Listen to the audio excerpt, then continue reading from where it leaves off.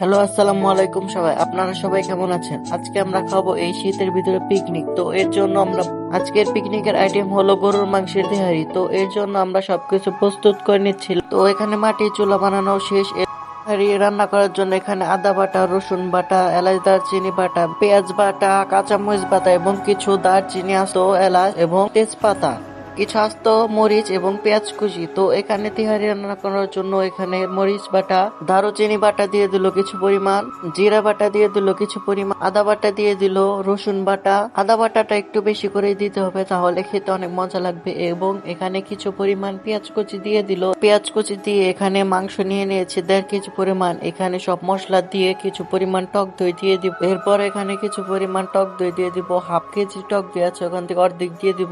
বাজার যে কিনতে পাওয়া যায় তেহারি মশলা, ওখান থেকে পুরা প্যাকেট দিয়ে দিব। 2 কেজি মাংসের জন্য সম্পূর্ণ প্যাকেটে দিয়ে দিতে হবে 2 কেজি মাংসের জন্য। এবং এখানে তেল দিয়ে দিব, লবণ দিয়ে দিব পরিমাণ মতো। এরপর এখানে ভালোভাবে মাখিয়ে নিয়ে 30 মিনিট থেকে 60 মিনিট পর্যন্ত রেখে দিতে হবে। মাংসটা যত ভালো করে মাখানো হবে মাংসটা খেতেও তত অনেক ভালো লাগবে। এবং এখানে কিছু পরিমাণ মরিচের গুঁড়া দিয়ে দিল এবং কিছু পরিমাণ ধনিয়ার গুঁড়া দিয়ে দিল। মরিচ গুঁড়াটা বিরিয়ানিতে কমই লাগে, তো এখানে এগুলো দিয়ে আবার ভালো করে মেখে ঢেকে দিল। তো এখানে তেহারি রান্না করার জন্য কিছু পরিমাণ তেল দিয়ে দিল এবং এখানে তেজপাতা, এলাচ, দারচিনি এবং পেঁয়াজ কুচি দিয়ে দিল। এই পেঁয়াজ কুচি গুলো সবগুলো ভেজে নিতে হবে এবং কিছু পরিমাণ পেঁয়াজ কুচি বেরেস্তা করে নিতে হবে। তো আমরা বেরেস্তা অন্য চুলায় করেছি, ওই চুলায় আর ভিডিও করা হয়নি, তাই দেখাতে পারলাম না। তো এগুলো কিছুক্ষণ ভেজে নিতে হবে। পেঁয়াজ গুলো যখন হালকা হালকা লাল হয়ে যাবে তার আগ পর্যন্ত ভেজে নিতে হবে। এখানে 1 থেকে 2 মিনিট ভাজা হয়ে গেলে এ পর্যায়ে আমরা মাংসগুলো দিয়ে দেব। মাংসগুলো দিয়ে এখানে পানি দেওয়া যাবে না, এমনি কষিয়ে নিতে হবে। মাংসের পাতিলে যেটুকু পরিমাণ পানি থাকবে ওইটুকু দিয়ে নিতে হবে এবং ওই পানি দিয়ে কষিয়ে নিতে হবে মাংসগুলো। দেখুন কি সুন্দর কষানো হয়ে গেছে মাংসগুলো।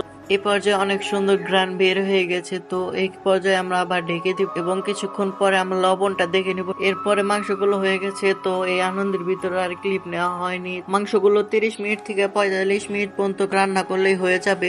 এখানে যতটুকু পরিমাণ মশলা রেখে মাংস উঠানো যায় ততটুকু মশলা রেখে দিবেন এবং এখানে চাল দিয়ে ভালো করে মেখে নিতে হবে।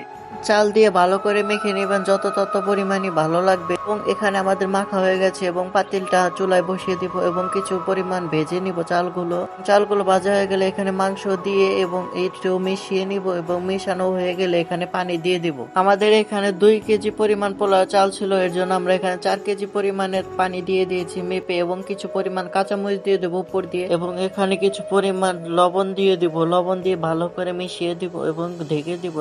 ঢেকে কিছুক্ষণ রেখে এখানে 10 মিনিট পরে আবার উঠিয়ে কিছুক্ষণ নেড়ে চেড়ে আবার ঢেকে দেব।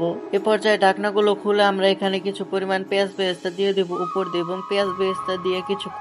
এভাবে পিকনিক করতে কিন্তু মাঝে ভিতরে ভালোই লাগে। আমরা কিন্তু মাঝে ভিতরে এরকম করে পিকনিক করে থাকি এবং এই পর্যায়ে এসে আমাদের বিরিয়ানি গুলো হয়ে গেছে এবং সবাইকে ভাগ করে দেওয়া হবে। আমাদের এখানে ডিম এবং শসা দিয়ে দিচ্ছিল এবং আমরা 12 জন খেয়েছিলাম এই পিকনিকটা। আমাদের ভিডিওটি ভালো লাগলে লাইক, কমেন্ট, শেয়ার করে আমাদের পাশেই থাকবেন। ধন্যবাদ।